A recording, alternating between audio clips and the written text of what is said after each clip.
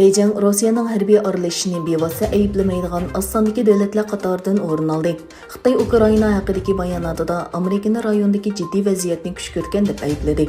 Diqqat qilishga arziydigani shuki, Xitoy diplomatiya ministrligining bayonotchisi Hua Chunying Rossiyaning harakatiga qarata ishg'ol qilish yoki hujum qilish qatorliq ifodalarni qo'llanmagan hamda ayblashdan derak beradigan bahodan o'zini qochirgan. Yevropa Birleşmesining amaldori Rossiya prezidenti Vladimir Putin va Rossiya tashqi ishlar ministri Sergey Lavrovning Yevropadagi mol-mulklarini to'ng'itishni qaror qilganligini e'lon qildi. Yevropa ittifoqi attiganda e'lon qilingan yangi jazolash loyihasi bilan Rossiyaning qarz elish tanrixini o'stirib, pul paxalligini oshirib, kasbining asosini tuvallatadiganligini jakarildi. Rossiyaning Ukrainaga tajovuz qilishi dunyoning kun tartibini davomli egallab tursa-mu, ammo Xitoyning aniq qo'llash va tanqidiy uchuri yo'q.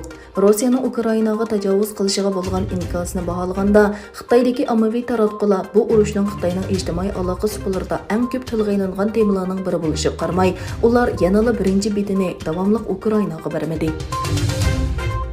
Amerika Davlat Mudofaa Ministrligining bir yuqori darajalik amaldori Amerika prezidenti Joe Bidenning yo'l yo'riqi bilan Germaniyaga 7000 qo'shimcha askar avatilganligini e'lon qildi.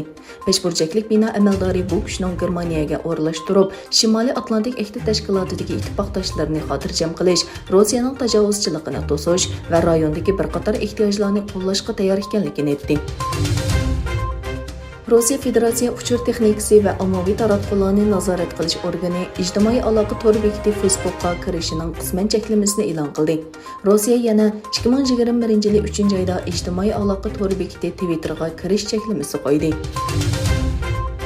Tayvan tashqi ishlar ministrligi Rossiyaning Ukraina krizisini tinch hal qilishning o'rniga qurol-yarog' va zo'ravonlikni qo'llanganligiga pushaymon qiladiganligini, Tayvan hukumatining Rossiyaga qaratgan xalqaro jazoga qatnashadiganligini e'lon qildi.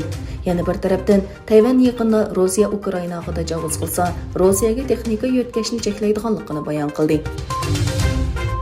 Xitoy Kommunistik partiyasi atalmish Xinjiang harbiy qismi siyosiy byurosining Sharqi Turkistonda o'tkazilgan yig'inida islom dinining xitoylashtirishini ta'kidladi.